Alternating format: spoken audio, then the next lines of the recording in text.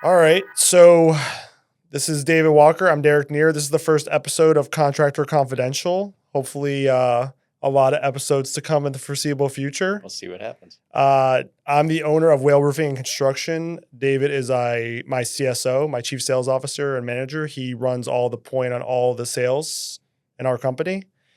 So we're going to talk a lot about today is the roofing industry, because I think that a lot of consumers and customers really don't have a grasp on what's going on when they're getting bids from multiple roofing companies. So there's a lot of nuances in these bids. There's a lot of different factors in the way that companies are bidding roofs in modern day roofing.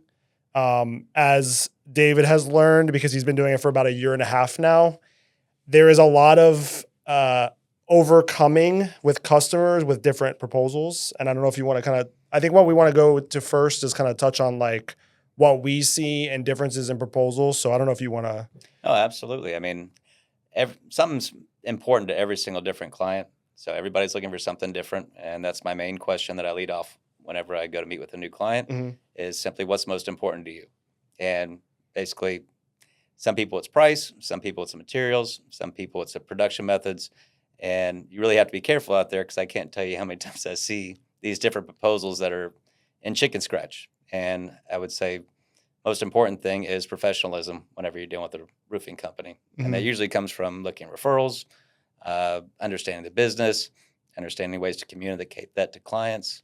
Really has a bunch of different facets to it. Yeah, it's funny because I'm going to say to all the homeowners out there's a huge difference between a roofing contractor and a chuck in a truck guy with a roofing license who doesn't have workers' compensation, doesn't have general liability, and or he's got a PEO policy, which we talk about all the time. A PEO policy, essentially a personal, a leasing company that they can't verify who's on their roof. So the biggest thing in our industry and for everybody is always going to be price, right? Of course. Everybody wants the cheapest price. Everybody wants the best price. So, you compare like Whale Roofing Construction, like our company that we've grown and built, we're 6 years in business now.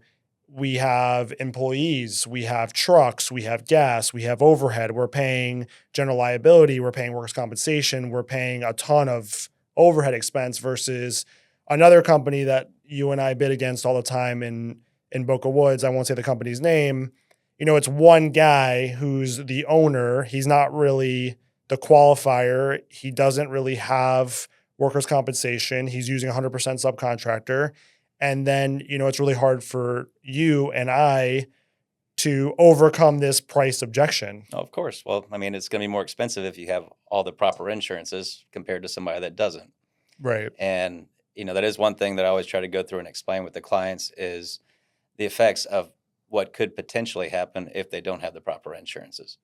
So, we'll go ahead and dive into that a little bit. But as far as a PEO policy, basically states they're supposed to have a schedule of every single employee that they have or every single worker that they have on top of the roof. Now, if not every single person is going to be up there or they have different people they hired from Home Depot or Lowe's or whatever, somebody falls off, unfortunately, that falls onto the homeowner. So it's definitely something that people deserve and need to be educated on. So it's worth some time just to take out in every appointment to explain that to people. Yeah, we actually created a rider. Well, I call it a rider. It's like a small brochure. We're actually going to get them professionally printed, which is like you can actually, as a homeowner, go on the Florida Department of Financial Services. You can type in a contractor's name, and it will tell you if the policy that they have is real. Because a lot of people are like, you hand them a general liability or workers' compensation certificate, and how do you know it's real? Customers are not actively like calling these companies and being like, yo, is this contractor's insurance real? Is their license? Right. Which is why contractor fraud is so rampant. Right. And the HOA is not going to follow up on it either. Right. So. The HOA doesn't care about you customers. Yeah. Their job is to protect themselves from liability, right, which is why they have you fill out the ARC docs and everything is a hold harmless for you. Right. A big thing I want to go back to also, just clarification wise, the big difference between a general liability cert and a workers' compensation, a lot of customers don't realize this, is workers' compensation covers the employees that the contractor hires on the roof. General liability covers if we're on the roof and a rainstorm comes and we flood your house, that is general liability. It's never happened so far with us. It has not happened. We have good. never had a general liability claim to date. I don't know if there's wood around here, but Yeah. We'll just get one little knock real quick. yeah, I'm gonna knock on wood. So that's kind of like the one piece of it, price. So I guess another big thing with sales and customers is they get super confused about the different systems that roofing contractors offer. Of course, and that's also get more complicated when you get with people that have 8 bids compared to somebody that has 2 or 3 bids. Yep. And honestly, you can go down a rabbit hole if you don't understand, roofing construction. You don't understand the costs.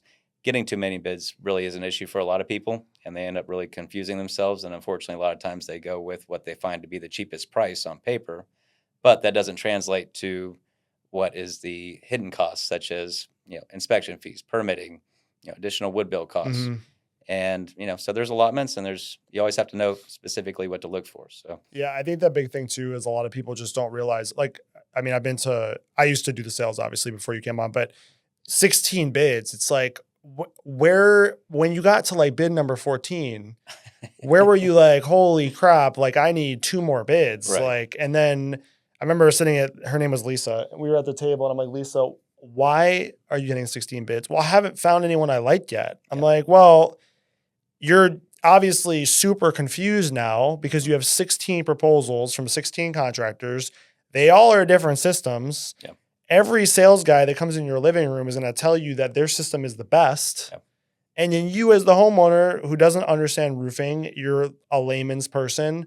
How are you supposed to differentiate the 16 bids, and then the prices are all variable too? Right.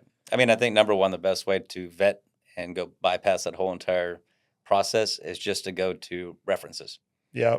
It's really go down to whoever your friends and family recommend, your neighbors, and then narrow it down to 3. And then, of course, from each contractor, ask for references on work they've done. Talk to those people. If they're a good roofing company, their former clients are going to have no problem going ahead and giving you an honest review. 100%. And the big thing too is like we're in Boca Woods.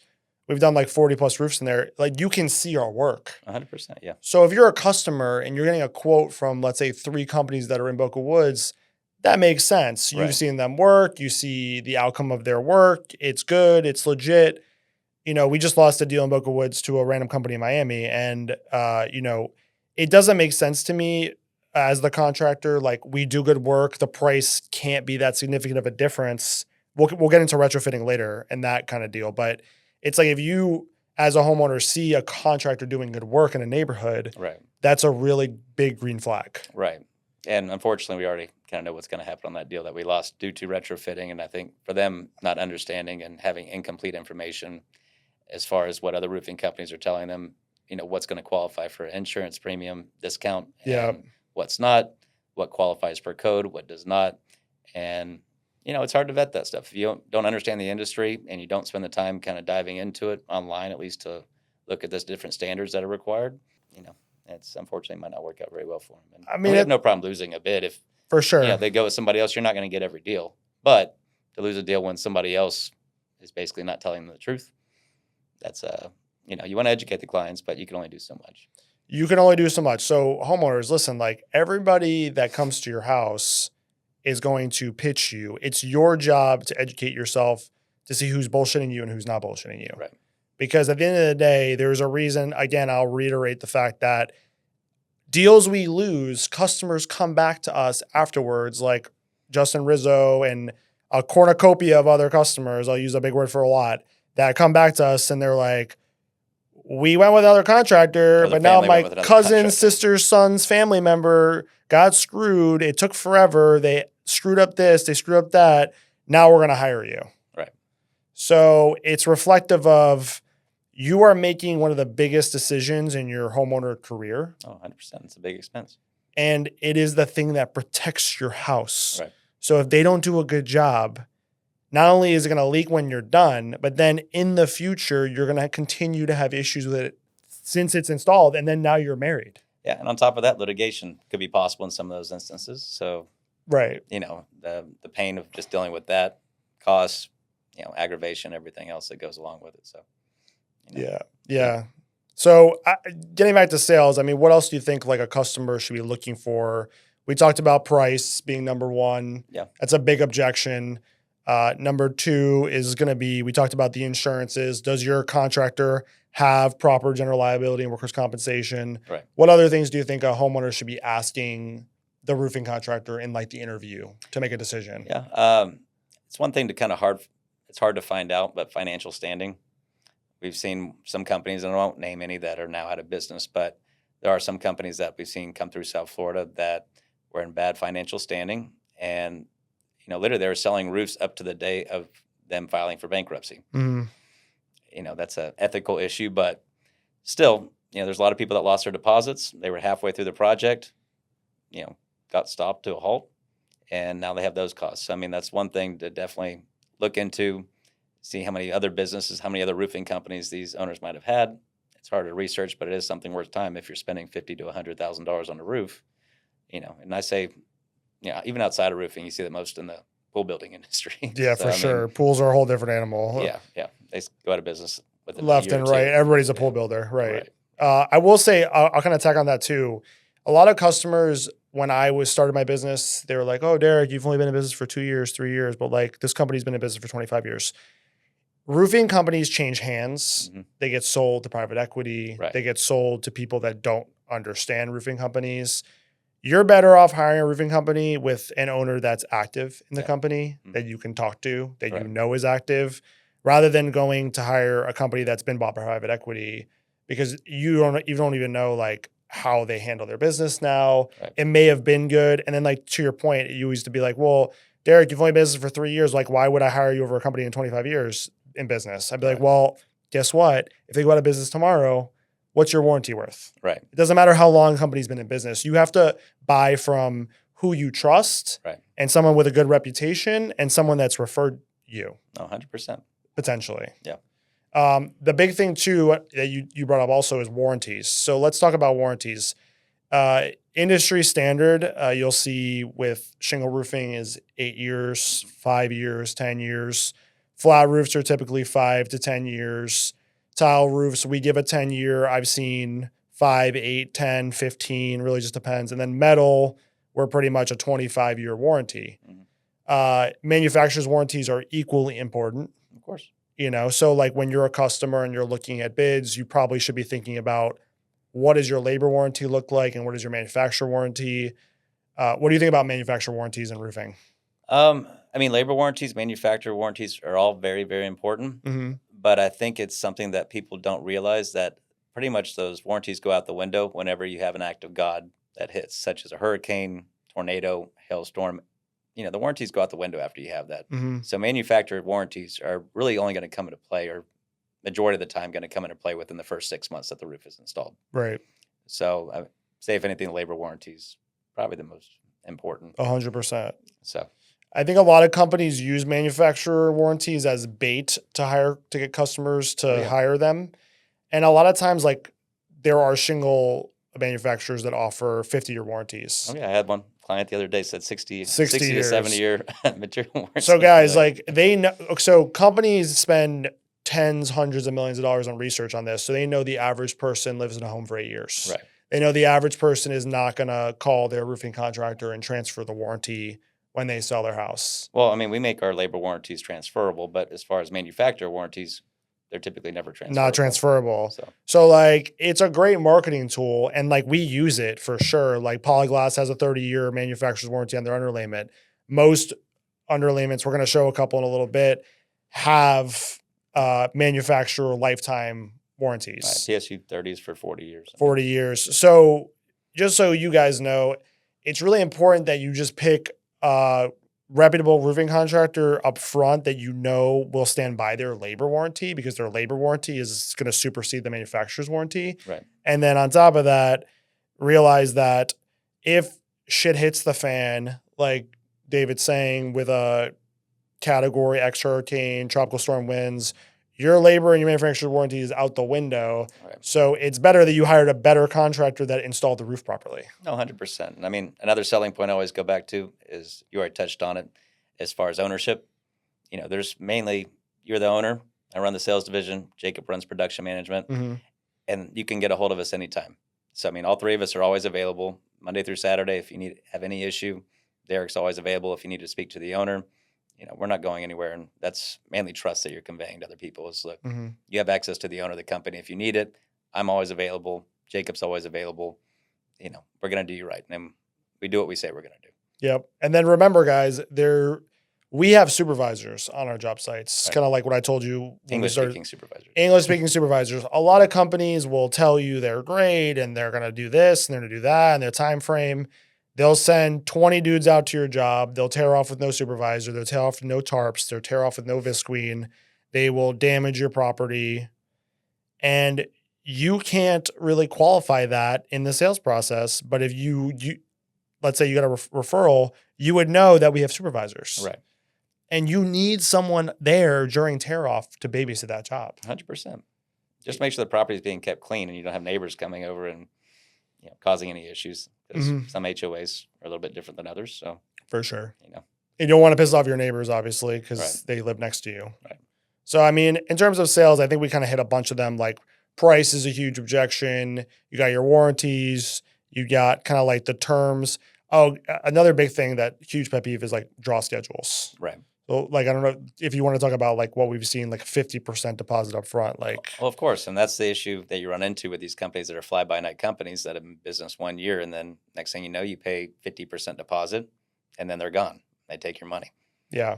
So then again, touches on referrals, references. Who do you have? Right. But yeah, I mean, I've seen everything to where people are paying up to 70% before they've even got to the material. Right. And, 40% deposit, 50% deposit, you pay everything up front, and then, basically, oh, well, go ahead. You don't have to pay anything at closing. Well, you already paid everything. So, you want to have some percentage or a decent percentage at closing because, you want to make sure that you get the permit and you want to make sure that everything's done to the customer's, satisfaction. And you had somebody there from the roofing job that's been there from day one, know what's been going on. And they can go over all the details with you. And anything that might have been left off or that you might want addressed, that's the time to do it. And if you paid everything up by that point, then it can be a big issue. Yeah, I mean, guys, if it's I say guys, like out there, my customers, people watching, if it's too good to be true, it's not a good deal for you. Right. Like if they're offering you a great price, but then they want a 30% deposit and then they want a 40% dry-in invoice and you give them 70% of your money before your materials delivered and the majority of your dollars on a roofing contract are materials, right, then it's a pretty big red flag. To your point earlier, we talked about like bankruptcy. Like the latest company that went out of business in Florida was using other jobs to float their invoices and their bills. And guess what? They took money from customers that were not completed and then they filed bankruptcy. Yeah. And not to go into as far as homeowners insurance and all that, but that's probably when you see the biggest, time period when you really need to be careful as a client on hiring a roofer because a lot of them go bankrupt in those periods because they're waiting on the insurance companies to go ahead and pay out. And they've already paid out a lot of their job costs just in tarping, temporary repairs, material ordering, everything else. So, especially when a hurricane hits here in South Florida, that's when you really have to be careful on who you're choosing as a contractor. Yeah. So, I mean, those are those are like the big things that, homeowners need to think about and what we run into with objections. The other thing we'll talk about is we'll get into like the systems that we offer. We offer on a sloped roof. So in roofing, there's flat roofs and there's sloped roofs. Your slope roof is your shingle roof. It's your standing seam metal roof. It's your concrete tile roof, your clay tile roof, stone coated steel, which is metal that looks like tile. We do Da Vinci, which is a composite product that looks like tile. They still do wood shake occasionally. Those are your sloped products. And then your flat roofing systems, there's a lot of houses have your patio roof in the back. That's flat. So why don't we talk about like the differences, customers between shingle, tile, and metal, what they need to think about? Yeah, absolutely. So as far as shingle roofs, generally the wind rating is going to be somewhere between 100 to 140 for a typical Certainty, GAF, Owens Corning. We're big on Tamco because their wind rating goes up to 160 miles per hour. If you're looking at tile is 160 miles per hour. And then the metal that we offer through Dynamic Metals, whether it be standard Galvalume or aluminum, goes up to 250 miles per hour. Mm-hmm. Shingles are about 80% waterproof. Mm-hmm. Tile's 70% waterproof. Metal is 100% waterproof. So, of course, the underlayment's much more important on a shingle or tile roof than opposed to a metal roof, as the water should never get underneath. You need to go ahead and do a soft wash with shingle roofs. Shingle and tile roofs, you need to do a soft wash on. Mm-hmm. Metal roofs, you really should never be walking. Nobody should ever be walking on a metal roof, but they typically wash themselves off, so it really is no upkeep with metal. Yeah. Pricing wise, I'll just say per square, you're looking at somewhere between $550 to $650 a square, which would be 100 square feet. Tile, you're looking at around $1,000 a square. Metal, around $1,150 a square, and then you're probably looking close to $1,300 a square for aluminum. So there is a price difference, but metal roofs last up to 35, 50 years. They're lifetime roofs. Shingle roofs, 15 to 25 years. Tile roofs, 25 to 35 years.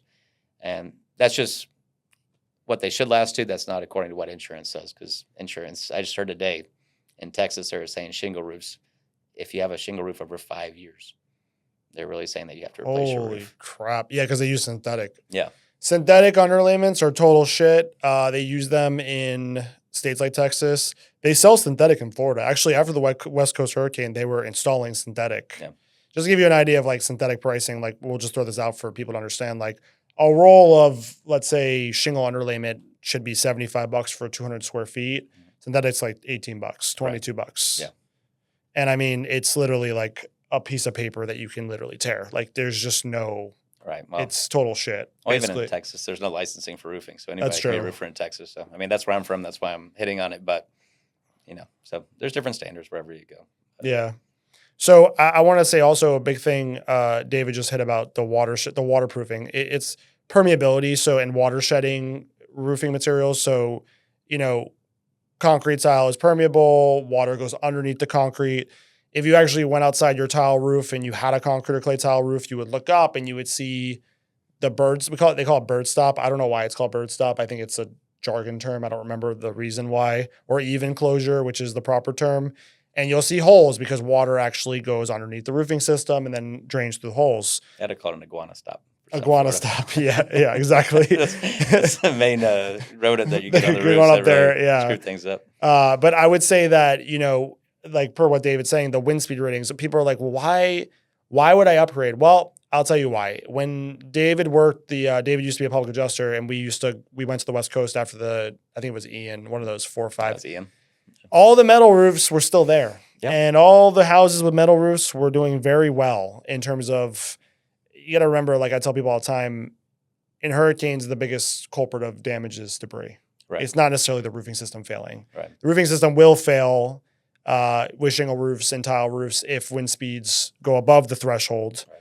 But ultimately, if you have a tile roof and it's brand new and it's foamed down, it's a 160 mile an hour system, and a giant 25-foot Royal Palm gets uprooted and slams into your roofing system, well, guess what? It don't matter that you got 160 miles an hour on that roof. I saw sailboats on top of houses and houses on top of houses. And cars in front of people's yards. Yeah. So it doesn't matter what type of roof you have at that point. So right. It's going to get damaged. So I think like if you're a homeowner, there's a lot of customers that we do in Boca that are really between tile and metal.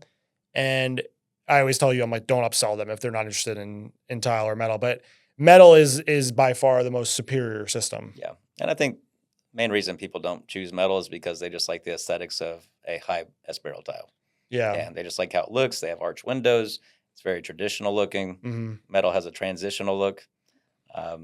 But, it really, like I said before, it depends. Everybody wants something different. Right. So something's more important to each person you talk to. I mean, some people with metal, they think it's like industrial looking. I think that the new stainless steel metal roofs look very contemporary. Yeah. There are some crap systems out there like exposed fastener, and you can do a 5V that you see a lot in Port St. Lucie up north. It's really cheap. Yeah. It's just an inferior product. I mean, the only time I'm kind of surprised when I get a client that calls and said, "Oh, I need a new metal roof. I need you to replace my old one." And I go out there and I'm like, "Oh, okay, it's a corrugated metal roof. That makes sense." Yeah. But I've never had somebody come out and say, "Oh, I have a 26 or 24 gauge metal roof and I need this replaced." Mm-hmm. It hasn't happened to me yet. And then the other thing too is like when you're a customer and you're looking to buy a metal roof, like pay attention to material. Right. Pay attention to the quality of material that they're trying to sell you. Right. Because there's different gauges, there's different aluminum ounces, there's different the way that the panel is painted. Yeah. I guess we could kind of dive into materials a little bit, but that's pretty much the gist of like what the differences between the systems are. Right. David kind of talked about shingle roofs. There's a bunch of players in the shingle roof game. There's Owens Corning, there's GAF, there's ICO, there's Tamco, there's Certainty, Atlas. There's a lot of different companies. But the big thing for shingles, kind of like what David said, is that Tamco and now Certainty has one where the shingle wind speed is 130, now it's 160. Yeah. So, and Tamco also offers a 20-year warranty? 20-year warranty on that and the underlayment also. Yeah. So, I mean, if you had to go shingle, it's a cost-effective system and they look good and they're very, very popular around the U.S. Not so much in South Florida, but it's a great system. I don't know if you want to talk about tile a little bit, the underlayments that we offer. Sure. Yeah. So Broward County, we offer a Polyglass TU Plus. So good system. If we do get a lot of people that are looking for a 2-ply system, so in that instance, it'd be a Polystick MTS Plus, and then you have a Polyglass TU Max. As far as Palm Beach County, we're looking at titanium PSU 30, and this thing's not ripping no matter what. And that's the main thing. I've had some big guys, bodybuilders, try to rip this stuff. Nobody's been able to yet. I don't think we've had a single problem since you started using this product. I've been using PSU 30 for 3 years, and we've never had an issue. Right. Yeah. So, and I will touch on it. The reason why we use different underlayment systems is because Broward and Miami-Dade are both considered HVAC zones. So they are under Miami-Dade code, whereas Palm Beach County, Martin County, all under Florida Building Code. So each product has its own NOA, which is a notice of acceptance. And in that, they stipulates what products can be used with what roofing systems. So there's an upgrade also that we do offer for tile. It's a Certainty Fantastic SA Cap. This is what we consider our Rolls Royce of roofing systems. This is also what you use pretty much whenever you're looking for a cap sheet on a flat roof. And, really, in my opinion, this is better than a 2-ply system. I mean, you're not ripping this, and you can literally leave it there for 20 years and not even put tile on it, and you're still going to end up good. So what do you tell customers when they're like, David, why are you selling me a PSU 30, but another company's offering me a 2-ply? Like, what's the difference between the 2-ply and your underlayment? Like, how do you overcome that? So there are a lot of contractors that still go out that are a little more old school, and they used to offer a 90-pound felt, which is not a self-adhering system, which these all are self-adhering. Mm-hmm. So they adhere directly to the plywood decking, nail and 10 tagged every 4 to 6 inches. It used to be a 90-pound felt, which was not self-adhering. You would have to tape the seams because it doesn't fasten down to the decking. Now, the analogy I kind of give to people is if you have a cut on your finger, you're not going to put 2 Band-Aids over your finger. But if you put a piece of paper over it, then of course, you need to put an extra layer of tape around it to adhere. So I think that's the simplest analogy rather than just kind of diving into it and all the different code changes that they made the past 10 years. Mm-hmm. That can answer your question as far as what else? Yeah, I want to tack on that a little bit too. So David just said that a lot of these underlayments that we sell now are self-adhering. Self-adhering is a new game that's in the last 10, 15, 20 years. It's become super popular in the last 5 years. OG, original gangster roofing, was always done with hot tar. Yeah. So my dad was a roofing guy in the 60s and 70s, 80s. They actually did crazy stuff with like rocks, built up rock systems, all this stuff. Ballasted roofing is what it's called. But essentially what they used to do with slope roofing in 80s, 90s, 2000s is you tear the roof off, you would install a 30-pound felt with tags and nails, and then you got the guy come out with the big kettle, and there'd be a guy down on the roof, the ground, putting hot, what they call them, I'm blanking on it. Say hot tar. Hot tar, yeah, into the kettle. It melts, and then there's a guy on the roof that's literally mopping with a mop, right, with a yarn and a pole, and they mop the hot tar, and then they put the roll down. Right, and then all the neighbors are walking around with masks on. Yeah, it's not the most lovely smell in the world. So the big thing too then is this product, this granulated product, I don't know which camera I'm showing this to. They used to mop 2 versions of this. They used to mop a 90-pound felt, which you said earlier, which is kind of like a paper, and they used to mop this granulated cap sheet. Tile, again, waterproof or permeable, so it goes underneath. The underlayment's most important in a tile roof. So when they mop this, the roof will last 30, 40 years. I think that's better than a 2-ply system anyways, because Yes. unfortunately, a lot of these underlayments, you can still, even if they're self-adhering, you can still rip them. But it's an easier system. It saves you on labor because there's additional labor putting on another roll. So I feel like it's a less expensive system, less labor. I'm a simple person. I like to keep things as easy as possible. And, it's a solid roofing system. So, yeah, contractors confuse homeowners. I mean, the thing is like what you talked about, that tape analogy, it's kind of like what I tell people with underlayments. It's like if I show you an underlayment, like what's like TU plus, for example, and this is 1-ply of TU plus, and I can literally just do this to the material. Don't get me wrong, TU plus is still a good product. Yeah. We use this in Broward. It's a good product. But if I take PSU 30 and I literally take it in my hands and I cannot tear it for any reason, like it's rubberized, this is how it's going to perform in your roofing system. Right. And then if you use 2 plies of an inferior underlayment versus 1-ply or 1 layer, 2 layers versus 1 layer of a great underlayment, it's really hard to kind of explain that to the homeowner. Well, a lot of times what happens is the pallets of tile, each one is 900 pounds. So there is going to be a little bit of give and take, might slip a few centimeters. You have a bunch of guys up walking around the roof, carrying materials. Somebody scrapes it up with their boots, makes a cut into the underlayment. All they're going to do is go up there and just put some bull over it and move on.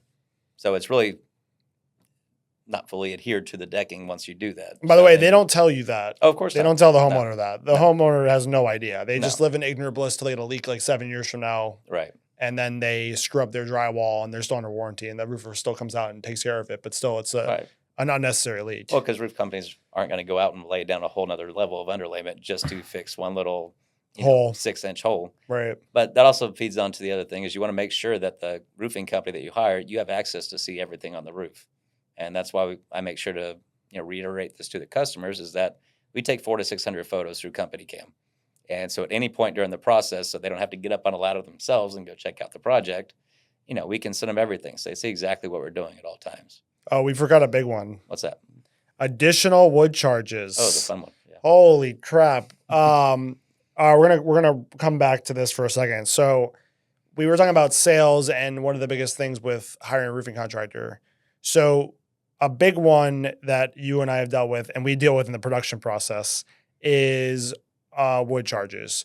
Roofing companies, we will give you allocations or allowances for wood in your contract. We cannot tell what the deck is going to look like, the truss is going to look like, the flashing, any of these things until the roof is opened. And even if you go in the attic, you still can't tell what the decking is. You cannot tell. I'll say that's one thing that I do try to do with the customers. If they already have a idea that there is going to be some extra rotted out fascia or extra rotted out decking, or they know the flashing is going to be rusted out, that stuff I can build into my proposal at cost and give them more and then offer a credit back if it's not used. And that's a good way, and it's a good selling point because it does save the customer money. And then they aren't looking at this big wood bill change, which has to be done per code, has to be taken care of. So there's no way to get around it, but there's just unforeseen things that go on with a roofing job, same as any level of construction. Yeah, because we don't know if you have termites. We don't know. A lot of these customers, they're waiting till they've experienced several leaks. The roof is 5, 10 plus years past the normal roofing life. So we don't know, and we can't take the risk to kind of give you everything included. A lot of customers are like, well, why can't you just include everything in the contract? We just can't do that because then we'd be eating the downside. Well, and one thing, if a customer tells you they put a coating on it 10 years ago, guaranteed they're going to have a lot of rotted out decking. Yeah, don't paint your roof ever. Don't use elastomeric paint. Don't paint your roof. Don't coat it with garbage Home Depot special products. You're going to pay less now. Right. But when you do it, pay for it later. You're going to pay for it times 3, 4, 5. Right. Because you were cheap on the front end. Yeah.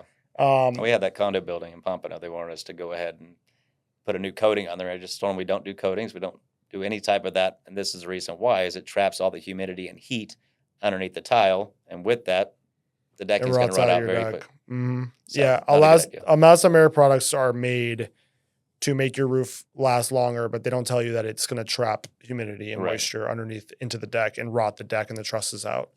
So when you're hiring your roofing contractor, another big thing is make sure that you vet the change order. Well, I don't call it change orders anymore. They're additional wood charges because we are not providing a change order. These are things that we have to do per code. And every contractor should have a sheet exactly what you're paying per linear foot or per square foot for any additional wood bill changes. Yeah, and if they don't, that's a red flag. That's a huge red flag. Right. If There's a reason why they're doing that. They know that they know they're doing that. So Yes. why aren't they giving you that information? They're gonna call you in the middle of the project, and be like, "Hey, sorry, forgot to tell you that we didn't include trusses and plywood and fascia in your price. Now it's $10,000 more." Right. And then you're locked in with them. And then what are you supposed to do? Yeah, and then you really don't have any recourse. So, I mean, I guess maybe you could try, but it's going to be extremely time intensive and labor intensive in doing that. 100%. So beware of the additional wood charges, change order game that contractors play. If the contract is not detailed well, it's a red flag. If there's no contingencies for wood, that's a red flag. If the contract looks like it was written by like a 15-year-old or through AI, that's a red flag. No terms and conditions. No terms and conditions. Red flag. Red flag. Yep. No website. Red flag. Little or no Google reviews. Yep. Red flag. Let me touch on just the website. I remember I had a client that ended up getting screwed by another company, and they did show me the salesman guy or the salesman's card when he dropped it off, and it just said sales. Did not have a company name on it. Did not have any email address on it, just the guy's phone number, so-and-so sales. They said he was a good salesman, though. But long story short, roofing company did a horrible job, didn't replace a lot of the decking. I don't know how they made it through their inspections. But she showed me their website, and I'm looking at all the photos on the website, and there's snow all on the ground on all these photos. Oh, my God, you told me this. I remember. So they're like, oh, yeah, they said they're based out of South Florida. I'm like, every single photo has snow in it or shows that it is definitely not a house in Florida. But, that's... after the fact. Neither here nor there, yeah. Now they're, fighting them in litigation, all that fun stuff. So, yeah. Do not put yourself in this situation. Hire a reputable contractor, please, for the love of God. Right. So getting back to tile, we talked about the underlayments. We're going to talk about concrete and clay tile, the differences real quick, technically. Concrete tile is actually made in Florida. There are 3 manufacturers. I did not bring all 3 manufacturers' brochures here today. There is Eagle, Westlake, and Crown. Westlake has 3 plants in South Florida. Crown used to be, what's the name of that company? Maybe they were Integra. They came back as they were a big player in the 80s and 90s. They went out of business. They came back as Crown. And Westlake was New Point. Yeah, Westlake was New Point. So Eagle, Crown, Westlake are the players in town for concrete. Clay tile is not ultra popular in South Florida. It is more expensive than concrete. And remember, the underlayment is more important than the tile. Right. I mean, Miami-Dade, Coral Gables, that's where you see the clay. Where you'll see clay tile. Palm Beach Island. Right. Some communities in Boca mandate clay. Clay is made predominantly in South America. There is Altusa and Santa Fe and Varela, and I could probably think of others. And it's about 30 to 50% more. In some cases, 100% more. Right. So afflorescence. Let's talk about afflorescence. This is a term that does not get thrown around a lot to the consumer in the roofing industry. You want to kind of hit on it a little bit? I'll say you ask 5 different people what afflorescence basically sources from, and you'll get 5 different answers. Mm-hmm. So the best thing I would say, in my understanding, is when the mortar is not oxidized correctly, you'll see a deterioration in the color. It doesn't come out the same color scheme. It is something that we see it every once in a while, but it's not that often or that common, really. Yeah, I mean, kind of like what David's saying is one aspect of it. It's a concrete product. So what Westlake and Crown and Eagle will say is that naturally occurring concrete products can affloresce, which means that they can bleed an undercolor. So if the color is gray, dark gray, it can bleed white. Mm-hmm. And it's normal because it's weathering. Right. Problem for the homeowner is if it happens to you, guess what? They're not going to cover it. They're going to tell you have to wait 1 to 3 years for it to weather out. Right. So Westlake, notoriously, we've had some issues with them with that fluorescence. Eagle and Crown, not really, but that's just something that people should be aware of when they're buying a roof, so they know it's a concrete product. Lately, we've been pushing Crown and Eagle just because they're customer service, but maybe we'll get Joe Nier on here and he'll tell us why we should come back to Westlake and why we love Westlake so much. By the way, Joe Nier is the branch manager of Westlake. I love him. Very Dude. good guy. Good dude. We love Joe. We love Joe. Why should you pick one or the other? To be honest, they're all the same stuff. They're all concrete. They're all made the same way. The quality is like kind for the most part. Just different color schemes. I mean, pricing can vary. I mean, prices change, once every, say, 4 to 6 months. Mm-hmm. But as far as quality, it's all the same shit. The other thing too is kind of styles of tile. David talked about it earlier. The traditional, we call it the roll tile or barrel tile, traditional. S-tile, barrel tile. S-tile, barrel, roll. And then your flat tile has become super popular with builders in the last 5 to 10 years. Yeah. It's super contemporary. It's transitional. So, that's kind of where the industry's gone. A lot of people are really getting away from the S-tile. Yeah. I mean, it really depends on what the house appearance is also. If you have very symmetrical windows, doors, and you're looking at, even lines, I think flat tile looks better. It goes great with metal roofs. If you have big arched windows, big arched doors, entryways, I think a high barrel style goes better with that. So, yeah. I mean, just really depends what you like aesthetically. But say one other difference, if you have a high barrel S tile or if you have a flat tile and metal roofs as well, you always want to move to a 7-inch gutter. So the water runoff is going to be faster on those. It's going to go out a little bit further. If you have a mid-cap S tile, you're perfectly fine with 6 inches. But, just to add a note. We don't really do gutters. We sub that to a third party, but, gutters we always recommend, if you can afford it, to go 7-inch. Yeah. They're way better than 6. It's not just 1-inch difference. 1 inch deep, 1 inch wide too. Exactly. And then downspouts are usually bigger too. And there's 3x4, 4x5, whatever. So that's kind of the concrete tile spiel. Metal roofs are kind of a whole different animal. I'll throw this over here for a second. There's a whole slew of metal underlayments. We're going to run out of time, so I kind of want to try to get through this if we can. You want to talk about the differences in the metal systems that Dynamic sells? Sure. So they have about 5 different systems. Some of them are for commercial, but really all we offer is the DM Class 1500 and the DM Class 1000. DM Class 1500 is going to be a 24 gauge, 16-inch strided panels, mechanical standing seam. DM Class 1000 is it's a standing seam. Their mill finish is a 26 gauge, but their color does come in 24 gauge. So just a tidbit, 24 gauge is thicker than 26 gauge, being 1/24 of an inch compared to 1/26 of an inch. But I'll just say how, as far as the DM Class 1500, which is our standard that we go with most of the communities in Boca, what it is basically, as you lay it out, you have 2 24 gauge inch panels, 1.5 inch standing seam, and there's simply a 26 gauge clip every 16 inches on center. Mm-hmm. And then once you put the next panel down, there's a machine that just crimps it over 90 degrees, and you have a watertight seal on that. So yeah, it's not moving for the next 50 years. Yeah, I think that big thing for metal when you're getting bids and proposals, there's kind of 3 factors, what you just talked about. One is the attachment method. So that's going to be your 1500, your 1000. They have snap lock, they have mechanical seam, they have nail strip. Then you want to kind of think about, not without going into a rant, but essentially everything that we do is roll formed on site. So big truck comes to your house. They actually make the metal panels at your house. Cut it to the dimensions they need to. So what happens is when we sell a metal roof, we send the roof report to Dynamic. Then they send a guy out to the house. They perform what's called a cut sheet. So they actually measure the entire roof. Once the cut sheet is completed, then Dynamic will then roll form and then fabricate the entire cut sheet at the person's house. The big thing that we need to explain is kind of like the way that the coils are made is they actually paint them with a Kynar 500 paint. We talk about that. Sherwin-Williams has PVDF, which is another kind of color that they use in the industry. And then it's kind of like the brand of the coil. So they have Englert, they have MB Handy 500. So the big thing is just like, again, when you hire a roofing contractor, it's really just how the roof is installed. And then the DM Class 1500 has the highest wind threshold. Right.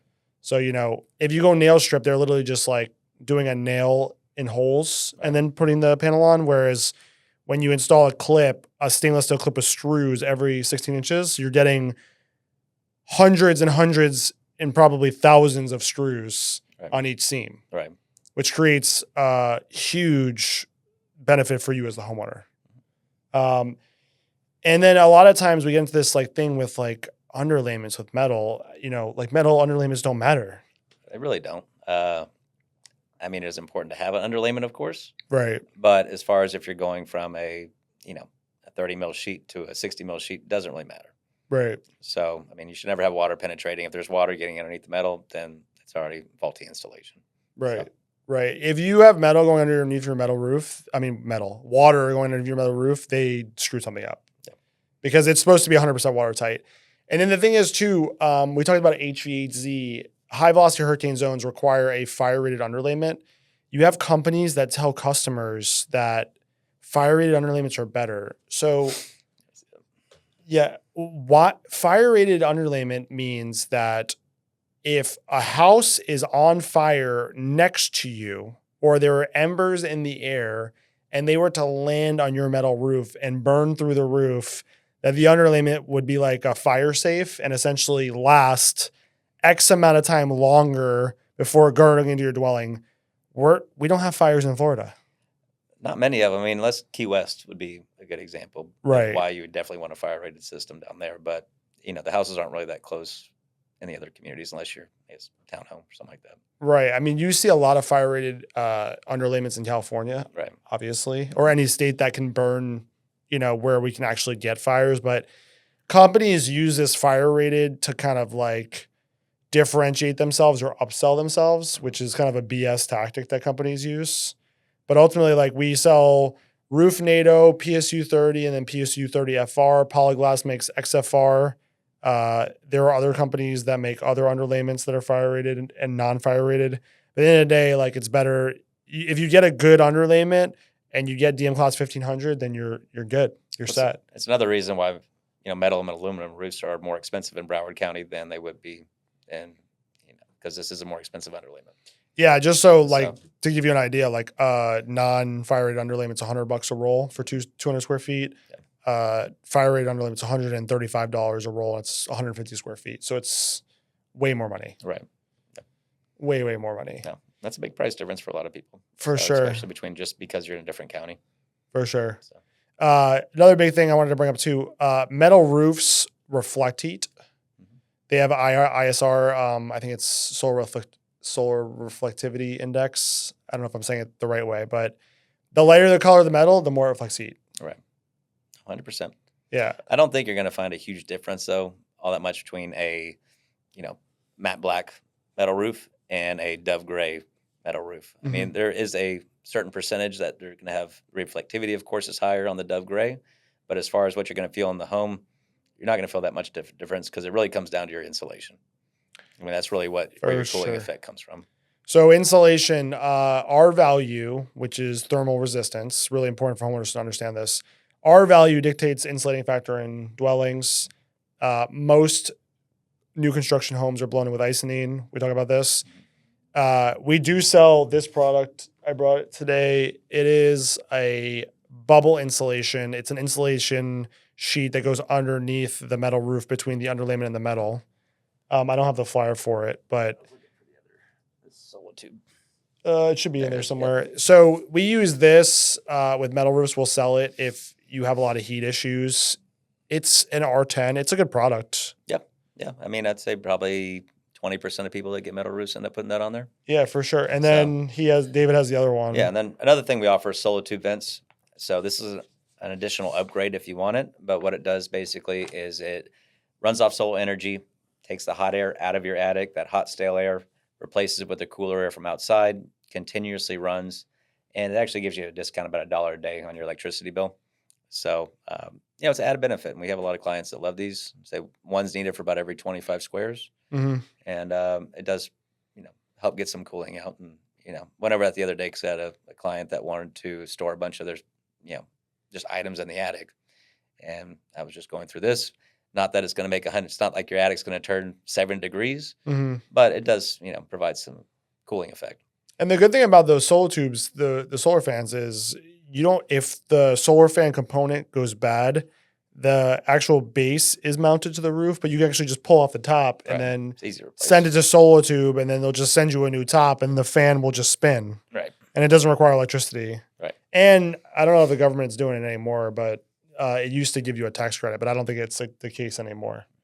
So that's kind of like the big thing for now, our value, insulating factor, like the difference between metal and tile. I mean, concrete obviously absorbs heat. Mm-hmm. So like if you put a piece of concrete on the ground and you touch it like 20 minutes in Florida sun, it's going to be hot. Right. And the darker the color of the concrete, the hotter it's going to be. Oh, of course. So, I mean, you do get some benefit of using a lighter colored metal roof for sure. I think the last thing, we brought the Tamco Titan XT shingles here. Mm-hmm. We talked about it a little bit earlier, but Tamco Titan XT, I don't have a shingle, but it is so much heavier than the competitors. It's a heavy duty shingle, definitely. Right. And eventually we're going to have these manufacturers in here for probably 30-minute segments so they can defend their products. Right. And we're going to talk a lot of shit about other products, I'm sure. We should get the reps all in here together. That way they can fight over it. Make it a little more interesting. I like it. I should have like the Certainty rep and the GAF rep in here so we can like talk about whose products are better. Absolutely. And why. Have battle the reps. So I like it. That might not be a terrible idea, actually. Make sure they have to sit really close together, too. For sure. Well, we can have up to 4 microphones in here. So maybe next time I'll tell Cole, who's the owner of the studio, we'll have a battle of the manufacturers and we'll go through each system. I love it. That's going to be awesome. Yeah. It'll be fun. The last thing we'll talk about real quick before we wrap is the flat roofs. Flat roofs are really important for homeowners to understand. They are considered to be maintainable roofs. Mm-hmm. So Whale Roofing, we will give you guys a 5-year warranty on most flat roofing systems. Commercial, sometimes 5, 10, 15, 20-year manufacturer warranties. You must maintain a flat roof once you install it. So it's kind of like any other product, like it's like a car. If you buy a car, you have to do an oil change. A flat roofing system gets ponding water.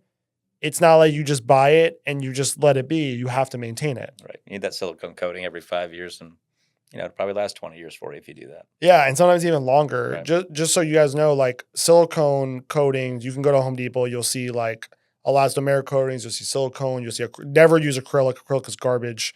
After 5 years, you want to hire a roofing contractor to come back and you would want us or whoever you hire to coat it. And then every couple of years, just come make sure there's no bad spots. There's no like weak, soft spots, Right. Just a note also is you do not want to put a silicone coating on a flat roof that's 20 years old. It's already had all the granule loss. You're really not doing anything for it at that point. So you really need to do is, at the start, continue to maintain it. Yeah, and the other thing too is Florida code, a couple things.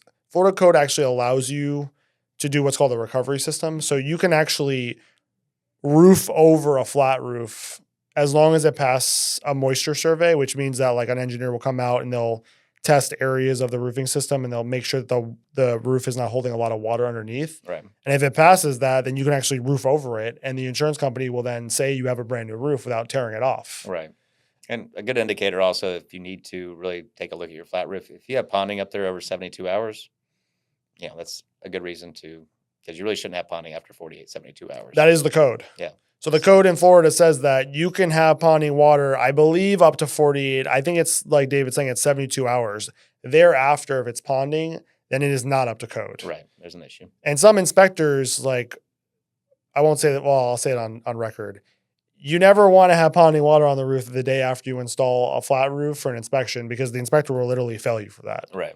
Because technically in new construction, which I've done a lot of new construction, you're supposed to have a 1/4 inch per foot so that a flat roof is supposed to shed water. Mm-hmm. It's supposed to drain. Right. Even if it's perfectly flat, there's supposed to be a 1/4 inch per foot so that when it rains, let me tell you, these shell contractors, they suck, bro. They like, we roof these new construction roofs and there's no drainage. Right. It's ponding. Yeah, it's hard to find good people. So it's ponding. Is, yeah. Another thing too, insulation for flat roofs, really important. If you own a home and your flat roof is under air, you cannot get insulation in your attic. You must mop insulation or install insulation on your flat roof. Tapered insulation helps that a lot, especially. Yeah, and then there's another product called tapered insulation. So imagine your flat roof is like a big rectangle. You would actually start from the middle, and it would actually be like 3 inches here, 2.5 to inch and a half, inch, half, quarter down, so that it actually creates pitch. Right. Which we can do. It's expensive. It is probably about $450 a square, somewhere in there. More. So, yeah. So like we're $1,000 a square for regular flat roof. We're at like $1,500 for a tapered, but it's worth it. Because, absolutely. If you're under air, then 100%. If you have a patio, it's probably not worth it. Probably not worth it. But right. But if you're concerned about another idea, is we say like flat roofs last 5 years. If you do a tapered system, you probably don't have to maintain it because water is not now sitting on your roof. Right. So your products are going to last a lot longer because you don't have to worry about ponding, disintegrating the granules. Right. Well, I'd say the biggest issue I run into with flat roofs transitioning to a pitched roof is that transition area. That's, I'd say 90% of the time when somebody calls about a leak, that's where the issue is coming from. And it's really because they weren't installed properly. So, our system, our basic self-adhering system, it's an elasto base sheet, goes up to about 3 feet on top of the pitch portion. Then you have a SAV mid-cap system, goes over that, about 3 feet onto the pitched roof. Then we bring down the titanium PSU 30 onto the flat roof, about 3 feet, and then you have your cap sheet over. So you basically have 4 layers of underlayment that is, giving you a water barrier. 100%. But I know a lot of old-timey roofers just pull it directly up to the pitch roof, maybe put some flashing right there, some bull, and then they'd have the underlayment system for the pitch portion, which eventually it's always going to leak. And that's why they're cheaper, guys. Yeah. Exactly. To all the homeowners out there, if you get a flat roofing quote and one is $3,000-$4,000 cheaper, they are not tying in the existing roof. Right. They are not going to create the tie-in. And guess what? When your tie-in leaks and you call them, they're like, "Oh, sorry, it's coming from the slope roof." If you ask them for a repair and they don't take off the tiles up 3 levels, there's a reason why. Yes, you're supposed to go up 36 inches on the tie-in to get a true tie-in from a flat to tile slope. So most flat roofs obviously butt up to your sloped roof. Right. So you're supposed to go up 3 feet. A lot of contractors, to save money, because they don't want to pay labor and they want to get the job, they will not take the tile or the shingles off, and they will just go up, and like what David is saying, they will go get a can of, we call it in the roofing industry, bull, which is literally like black roofing cement, and just trowel it all the way across the tie-in, and then eventually it will dry up and it will leak. This sounded great. So, Yep. So another kind of keynote piece when you're like looking at a contractor who's going to do your flat, let's say that you replaced your tile roof 10 years ago and now you need to do your flat roof. If they don't do the tie-in, you're going to have issues. 100%. So I mean, I think the last thing we're going to talk about real quick is the stone-coated steel. Mm-hmm. Stone-coated steel is, and we'll talk about Da Vinci real quick. Stone-coated steel is a metal roofing, Westlake makes it, that looks like tile that is metal. And we offer that. It's very, very expensive. It's kind of for communities that like they don't have the ability to do stainless steel metal, right, but they want a metal roof. Yeah. And then David actually just bid this job. Where's that job? In Lake Worth, Da Vinci? Lake Worth, Delray. Delray. Yeah. So people that had like wood shake roofs, they want like that old historic look that they don't want to do shakes anymore. Yeah. Da Vinci sells a synthetic, looking roof. All historical homes, they have to have them. They either have to have shake or something that looks like shake. Yeah, that's right. So, but very Da Vinci's, great products, but very expensive. But I mean, they have such a wide array as far as their pricing. I can't really say too much whether, single width or multi width is really going to be 100% better. But it depends what's your personal preference. Yeah. So I mean, just to summarize, just kind of say we talked about so much, the sales process, the products.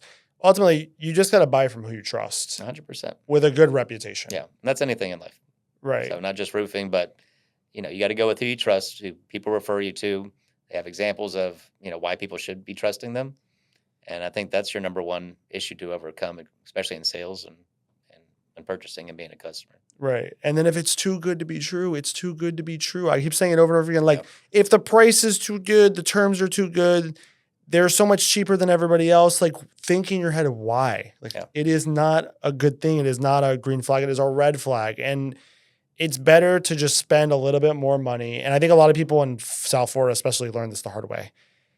just spend a little bit more money because you're going to get a reputable contractor to do your job. Right. You're going to have no issues. And if you have an issue, they will take care of it. Right. They're not going to just ghost you. Right. I mean, the truth is, pretty much all roofing companies buy their materials from the same supplier. Mm-hmm. So you really shouldn't have a huge fluctuation in your pricing in the first place. It really shouldn't be. So if you're too far outside that scope, there's probably a reason why. Yep. So I'll just repeat it one more time. Do your due diligence and, interview your companies. If it's roofing, if it's windows and doors, it's stucco, it's paint, electric, mechanical, plumbing, whatever, you have to do the same quality control because who you hire and get in bed with is going to dictate the outcome of your project. And if you get in bed with the wrong contractor, you are not only going to have issues with the job, but you're probably going to have attorney's fees. And then you're going to wind up hiring another contractor and spending even more money to rectify the job that you could have got done right the first time. Right. 100%. So ask for references. Ask your friends. Ask your family. Ask your See neighbors. jobs they've done. Right. Please 100%. don't go with a company that has 3 reviews that the owner's house is the Google Maps page. Right. I mean, it was easy for me the other day. I had one where there's a couple and they were worried about what they're putting from a tile roof, wanted to put on a metal roof. We're worried what the drip edge was going to look like because their house was just rake up front. Mm-hmm. And so it was easy for me. I went in the same neighborhood, drove around to 3 different houses that we had done previously, took pictures of it, sent them to them, and they had perfect examples of what it looked like. Mm-hmm. So I didn't have to go off of just explaining it to them and take my word for it. We have examples to show. And that's how you build trust. Yeah. So we're going to talk a lot about roofing the next couple of weeks on Contractor Confidential. Eventually, we're going to get to other trades. We're going to interview everybody, get everybody in here. But I really wanted to kind of go through our business today and really let customers know when you're hiring a roofing contractor what you need to look for. I just really want to be here for the battle of the manufacturer reps. That might be next week. We might have to have David back for the manufacturer rep I want to battle. be here for that one. But even if I'm just in the corner watching. But thank you for taking the time to be with us today, and we'll see you next week.